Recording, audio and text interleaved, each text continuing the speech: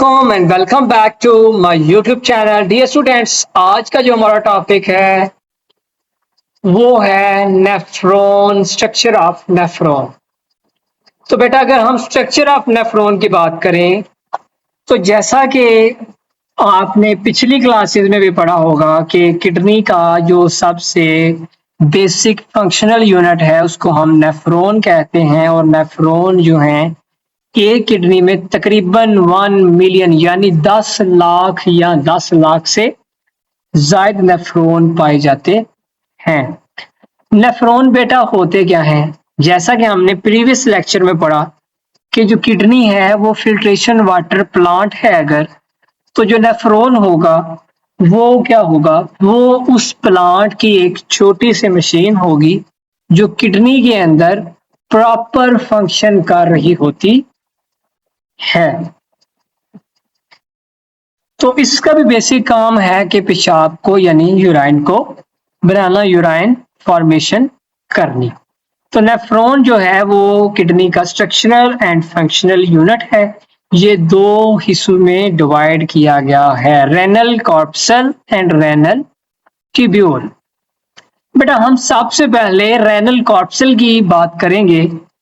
यहाँ ब्लड की फिल्ट्रेशन होती है। रेनल कॉर्पसल का जो बेसिक फंक्शन है वो है फिल्ट्रेशन ऑफ ब्लड। इसके लिए इसके दो हिस्से हैं, एक तो ग्लोमेरुलस और दूसरा बेटा होता है बोमेंस कैप्सूल। ग्लोमेरुलस बेटा जी बेसिकली कैपिलरीज का एक जाल है जिसका बेसिक फंक्शन यानी यहाँ पे क्या हो रहा होता है, बेसिकली यहाँ पे ब्लड फिल्टर हो रहा होता है। और बोमेंस कैप्सूल की अगर हम बात करें तो बोमेंस कैप्सूल कप जैसी स्ट्रक्चर होती है इसकी, जिसकी वजह से हम इसे बोमेंस कैप्सूल भी कहते हैं। ये डबल वॉल्ड होता है जिसने ग्लोमेरुलस को घेरा होता है यानी कवर किया होता है। तो बेसिकली इसका बेटा फंक्शन होता है कि जो फिल्टर हुआ लिक्विड इसके पास आता है उसको इसने रिसीव करना होता है, यानी ग्लोमेरुलस से जो फिल्टर रिसीव हुआ और फिल्टर होके जो लिक्विड निकलता है वो बोमेंस कैप्सूल में चला जाता है। तो बेसिकली जो बोमेंस कैप्सूल होता है वो फिल्टर कप होता है। जैसे हम बाइक में जब उसकी ट्यूनिंग करवाते हैं तो उसके अंदर बेटा जी एक फिल्टर होता है जिसको जो माहिर होता है उसको हम कह सकते हैं, जो मैकेनिक होता है वो उसको साफ करता है। तो बेसिकली बोमेंस कैप्सूल भी फिल्टर कप होता है। उसके बाद रेनल ट्यूब्यूल है, ये एक लंबी ट्यूब है जो कि बोमेंस कैप्सूल से निकलती है और इसके मजीद 3 पोर्शन होते हैं, 3 हिस्से होते हैं। प्रॉक्सिमल कॉन्वोल्यूटेड ट्यूब्यूल, इसका जो है ये बिगिनिंग पोर्शन है और हाईली कोलाइडेड होता है बेटा, और ये मेडोला में डिप हो रहा होता है। उसके बाद लोब ऑफ हैनले, ये यू शेप्ड की हेयर पिन होती है, टर्न शेप होती है इसकी, ठीक है। इसके 2 लिम्स होते हैं, एक तो होता है डिसेंडिंग लिम्ब, एक होता है असेंडिंग लिम्ब। तो हम अगर डिसेंडिंग और इस असेंडिंग लिम्ब्स की बात करें तो ये यूराइन को बेसिकली कंसंट्रेट करने में मदद देता है। जैसे जो डिसेंडिंग है ये नीचे पानी निकलेगा इससे, और जो असेंडिंग होता है इससे पानी ऊपर की तरफ निकलेगा। तो बेसिकली बेटा जी डिसेंडिंग से मुराद ये है कि ये पानी को कह सकते हैं आपके नीचे की तरफ निकालता है, और जो असेंडिंग होता है वह पानी को ऊपर की तरफ निकालता है, जिससे यूराइन की कंसंट्रेट जो है उसको कंसंट्रेट करने में हेल्प होती है यानी मदद होती है। तो बेसिकली ये पहला पावरफुल रीअब्जॉर्प्शन का काम करता है। तो जो असेंडिंग लिम्ब्स होती हैं बेटा ये रिटर्न टूवर्ड कॉर्टेक्स, ये दोबारा कॉर्टेक्स की तरफ जा रही होती हैं जो कि रेनल कॉर्पसल तक जाती हैं, और ये ओपन होती है डिस्टल कॉन्वोल्यूटेड ट्यूब्यूल में जो कि हाईली कोलाइड अगेन होती है, यानी दोबारा ये कोलाइड हुई होती है।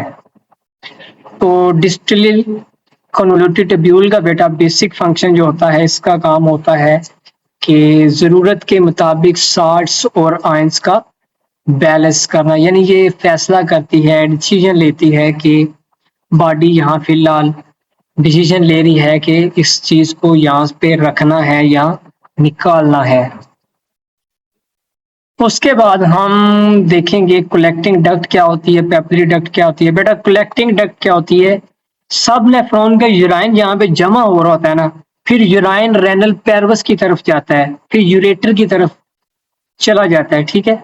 तो बेसिकली कलेक्टिंग डक्ट एक ऐसी स्पॉट है जहाँ पे सब नेफ्रॉन्स का जो यूराइन है वो जमा हुआ होता है। तो बेटा जो नेफ्रॉन है उसकी अगर लोकेशन की बात करें तो इसको इस हिसाब से दो मजीद जो पोर्शंस हैं उनमें डिवाइड किया गया है, कॉर्टिकल नेफ्रॉन और जुक्स्टा मेडुलरी नेफ्रॉन। ये दो इसकी मजीद डिवीजन करती हैं on the basis of location. Basically ये रेनल कॉर्टेक्स में होता है और ये लूप फैमिली को उससे कह सकते हैं आप थोड़ा सा छोटा होता है, ठीक है। और जुक्स्टा मेडुलरी नेफ्रॉन की अगर हम बात करें बेटा तो ये मेडुला के करीब होते हैं और लूप ऑफ हैनलिन के पास जो है ये साइज में लंबा होता है यानी लॉन्ग होता है और इसका जो बेसिक फंक्शन है वो कॉन्सेंट्रेटेड यूराइन बनाने में ज़्यादा जो है ये असरअंदाज होता है, यानी इम्पोर्टेंट फंक्शन प्ले करता है। Basically structural and functional unit of kidney होता है। उसके बाद इसके पास जो बोमेंस कैप्सूल होता है बेटा, बोमेंस कैप्सूल क्या करता है, ये फिल्टर्ड जो फ्लूइड हुआ होता है उसको कलेक्ट करता है। ग्लोमुलर का मतलब होता है बेटा फिल्ट्रेट करना, यानी ये फिल्टर करता है, फिर बोमेंस कैप्सूल इसको कलेक्ट करता है। फिर उसके बाद बात आ जाती है प्रॉक्सिमल कन्वोल्यूटेड ट्यूब्यूल्स की बेटा, ये मैक्सिमम री अब्जॉर्प्शन करता है। फिर उसके बाद लोप ऑफ हैनले की बात करें अगर तो लोप ऑफ हैनले बेटा क्या करता है, ये यूराइन कॉन्सेंट्रेशन करता है यानी उसको बैलेंस करता है। फिर उसके बाद डिस्टल कन्वोल्यूटेड ट्यूब्यूल्स बेटा होती हैं, ये क्या काम करती हैं, ये फाइनल एडजस्टमेंट करती हैं यानी डिसीजन लेती हैं कि इसको अब निकालना है या सेफ रखना है। उसके बाद कलेक्टिंग डक्ट ये यूराइन कलेक्ट करता है। उसके बाद हम अगर नेफ्रॉन्स की structure on the basis of location की बात करें तो एक होता है एफरेंट और दूसरा होता है इफरेंट। एफरेंट बेटा ब्लड को अंदर लेके जाता है जबकि इफरेंट जो होता है वो ब्लड को बाहर की तरफ निकालता है। तो उम्मीद है आज का आपको ये लेक्चर समझ आ गया होगा। मिलते हैं एक नए लेक्चर में, कल तक अपना ख्याल रखें। अल्लाह हाफिज।